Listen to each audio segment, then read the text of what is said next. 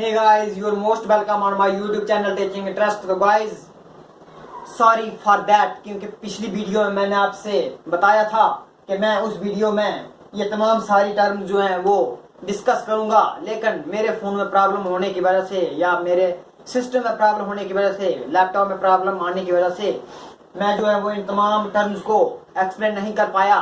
तो इस वीडियो में मैं इन जो बची टर्म थी उनको एक्सप्लेन करूंगा, जिसमें से कि bottleneck inflation, core inflation, headline inflation और फ्लिप्स कर्व आपके सामने बताने जा रहा हूं, आपको समझाने जा रहा हूं। ठीक है, तो चलो शुरू करते हैं। बॉटल नेक इन्फ्लेशन, जिसको हम स्ट्रक्चरल इन्फ्लेशन भी बोलते हैं गाइस। ठीक है, अगर हम बॉटल नेक इन्फ्लेशन की बात करें तो when demands rises drastically,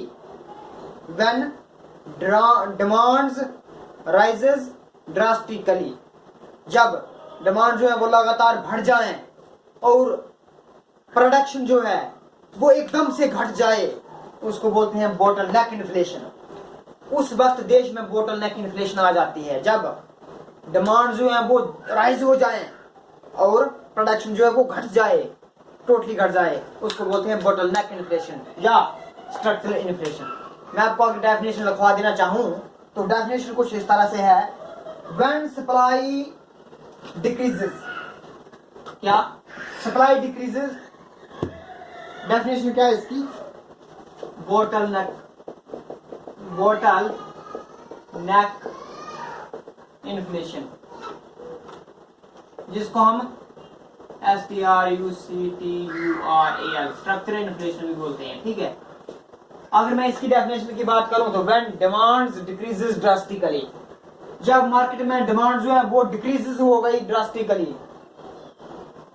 no sorry, समझिए कंसेप्ट को, देखिए। पोछा कहां है मेरा?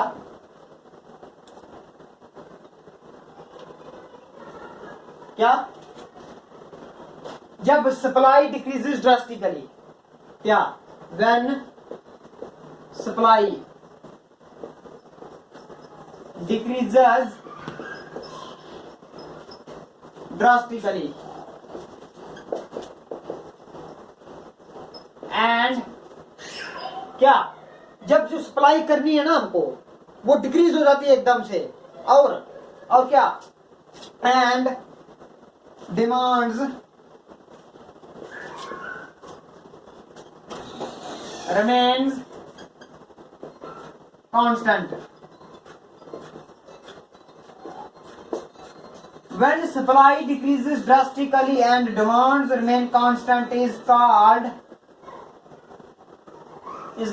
bottleneck inflation, जिसको हम स्पाइरल या स्ट्रक्चरल इन्फ्लेशन भी बोलते हैं। क्या? Structural inflation. समझिए आप चीज को, जब सप्लाई डिक्रीज ड्रास्टिकली। ठीक है, अब एक एग्जांपल के माध्यम से इस चीज को आप समझिए। मैं आपको एग्जांपल देता हूं। ठीक है, जैसे हमने एक राइस की फील्ड लगाई हुई है बहुत बड़ी। ठीक है, हम क्या धान की खेती कर रहे हैं, लेकिन ड्यू टू नेचुरल क्लाइमेटी जब हम को धान काटने का टाइम आया तो एकदम से ओले पड़ गए। क्या? ओले पड़ गए और तमाम धान, जितने भी धान थे वो तबाह हो गए, बर्बाद हो गए। ठीक है, जब तबाह हो गए, बर्बाद हो गए तो हमको तो उम्मीद थी और मार्केट को उम्मीद थी कि मार्केट में धान आने वाले हैं, देसी चावल आने वाले हैं, हम उनको खरीदेंगे, खाएंगे, पिएंगे। लेकिन वो क्या थी? डिमांड थी लोगों की, लेकिन सप्लाई जो हमको करनी थी वो थी धान। वो धान क्या हुए कि एट ए टाइम ओले पड़ने से, हेल्स पड़ने से जो है वो धान तबाह हो गए और डिमांड जो थी मार्केट में वो कांस्टेंट रही। क्या? डिमांड जो थी वो कांस्टेंट रही और सप्लाई जो थी वो ड्रास्टिकली डिक्रीज हो गई। That is called bottle neck inflation या स्ट्रक्चरल इन्फ्लेशन। आई होप आपको समझ आ गई होगी। ठीक है, तो ये थी हमारी क्या बोटलनेक इन्फ्लेशन या स्ट्रक्चरल इन्फ्लेशन। लगी समझ आपको? अगर समझ नहीं लगी है तो कमेंट सेक्शन में कमेंट कर दीजिए, मैं आपको फिर से समझाऊंगा। उसके बाद मैं आपको समझाता हूं गाइस क्या कोर इन्फ्लेशन। क्या कोर इन्फ्लेशन? कोर इन्फ्लेशन की जब मैं आपके साथ बात करूं तो when the general prices increases at high level except food and fuel is called core inflation. जब तमाम चीजों के रेट जो है वो बढ़ जाएं फूड और फ्यूल को छोड़कर, उसको बोलते हैं कोर इन्फ्लेशन। अब फूड और फ्यूल को क्यों छोड़कर? क्योंकि इसके रेट जो है वो घटते बढ़ते रहते हैं। जैसे आपको पता है कि मंडी में आलू का रेट आज 25 है तो कल 30 हो जाएगा, परसों 40 हो जाएगा, उससे बाद फिर हो सकता है 10 आ जाए, 15 आ जाए, मतलब दिन ब दिन चेंज होते रहते हैं। ठीक है, किसके? फूड और फ्यूल के रेट। जैसे फ्यूल के रेट भी आप सुनते हो कि जैसे महाराज एलपीजी जो गैस है उसके 5% रेट बढ़ गए। दूसरे दिन होगा कि महाराज क्या जनाब तेल के रेट आज इतने बढ़ गए या आज इतने कम हो गए। मतलब इसके दिन ब दिन रेट बढ़ते रहते हैं, घटते रहते हैं, बढ़ते रहते हैं, घटते रहते हैं। किसके? फूड और फ्यूल के। इसलिए फूड और फ्यूल को छोड़कर जितने भी जनरल प्राइस लेवल हैं उनकी जो इन्फ्लेशन होती है that is called core inflation. That is called core inflation. Definition से मैं आपको समझाता हूं।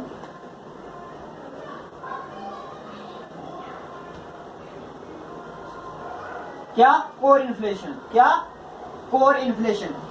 क्या core inflation? Core inflation. Core inflation क्या होता है? When general prices of all goods and service increases except food and fuel, that is called core inflation. क्या? When general prices increases when general prices increases of all goods and services increases when general prices increases of all goods and services except food and fuel is known as core inflation. When general prices increases of all goods and services except food and fuel is known as core inflation.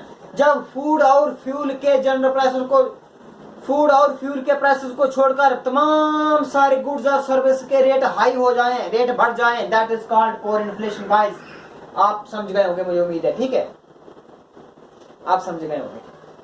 उसके बाद मैं आपको बताता हूं क्या, उसके बाद मैं आपको बताता हूं गाइस हेडलाइन इन्फ्लेशन। ठीक है, क्या बताता हूं? Headline inflation. ये रही हमारी हेडलाइन इन्फ्लेशन, इसको समझाता हूं मैं आप। क्या? Headline inflation. Headline inflation. समझिए, चीजों को समझिए। क्या? All goods and services prices increases is known as क्या? All goods and services prices increases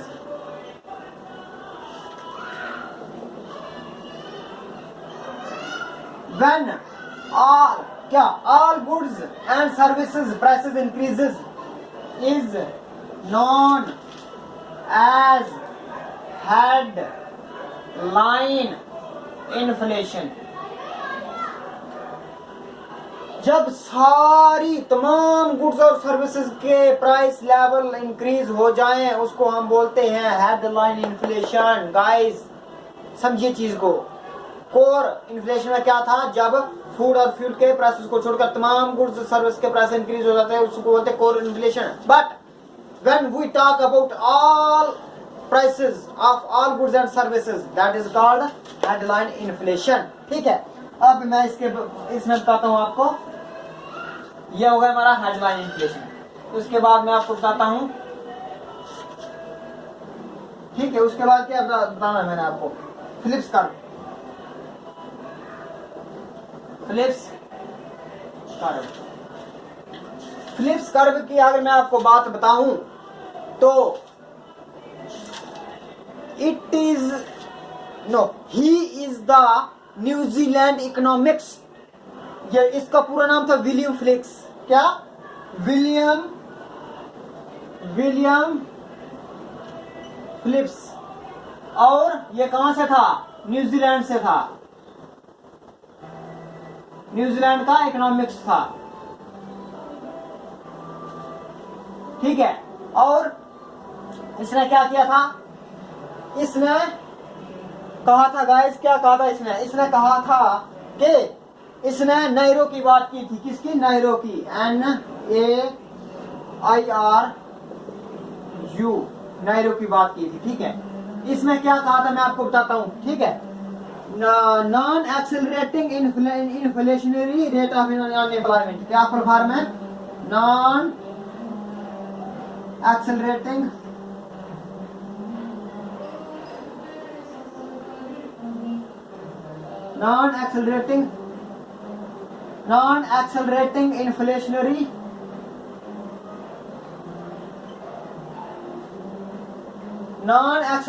inflationary rate of unemployment.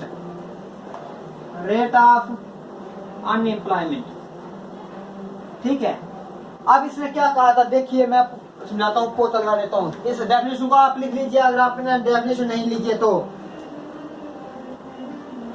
इसने गाइस नेगेटिव एम्प्लॉयमेंट की बात की थी। किसने? फिलिप्स कर्व ने। कैसे की थी?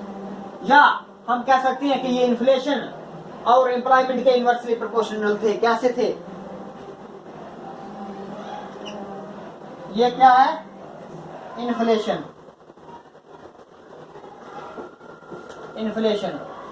और ये क्या है?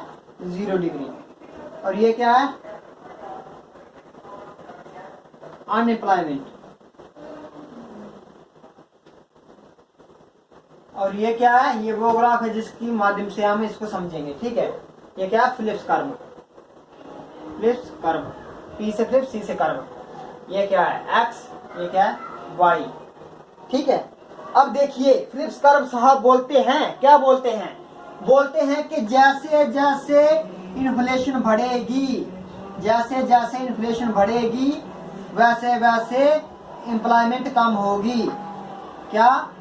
जैसे जैसे इन्फ्लेशन बढ़ेगी, वैसे वैसे एम्प्लॉयमेंट कम होगी। ठीक है, मान लो कि इन्फ्लेशन होगा ये हमारी 4%, तो हमारी क्या? एम्प्लॉयमेंट 2%। ऐसा कौन बोलता है? ऐसे बोलते हैं विलियम फिलिप्स अपने कर्व में। ठीक है, अगर हमारी क्या इन्फ्लेशन हो गई 2%, तो अनएम्प्लॉयमेंट कितनी हो जाएगी? 4%। जैसे जैसे इन्फ्लेशन बढ़ेगी, वैसे वैसे क्या होगा? जैसे जैसे इन्फ्लेशन बढ़ेगी, वैसे वैसे अनएम्प्लॉयमेंट भी बढ़ेगी। जैसे जैसे इन्फ्लेशन बढ़ेगी, वैसे वैसे एम्प्लॉयमेंट भी बढ़ेगी। ठीक है, अनएम्प्लॉयमेंट जैसे जैसे इन्फ्लेशन बढ़ेगी, वैसे वैसे अनएम्प्लॉयमेंट बढ़ेगी गाइस। ठीक है, तो ये क्या है? नेगेटिव रिलेशन बताते हैं इन्फ्लेशन एंड अनएम्प्लॉयमेंट के बीच। इनवर्सली प्रोपोर्शनल है, ये एक दूसरे के इनवर्सली प्रोपोर्शनल बात करते हैं। क्या? Inversely proportional.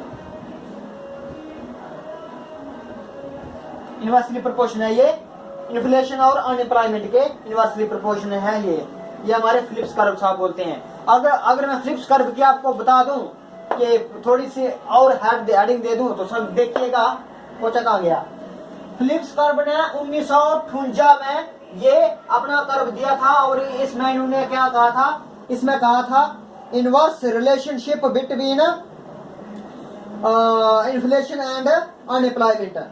और फिलिप्स कर्व ने 1974 से लेकर 1975 तक इसमें सेवियर रिसेशन की बात की थी, ठीक है।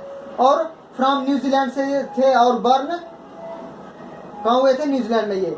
और इन्होंने एक पेपर दिया था, उस पेपर में क्या लिखा था, the relation between unemployment and rate of money wages rate in the United kingdom, ये उन्होंने कहा था, ठीक है।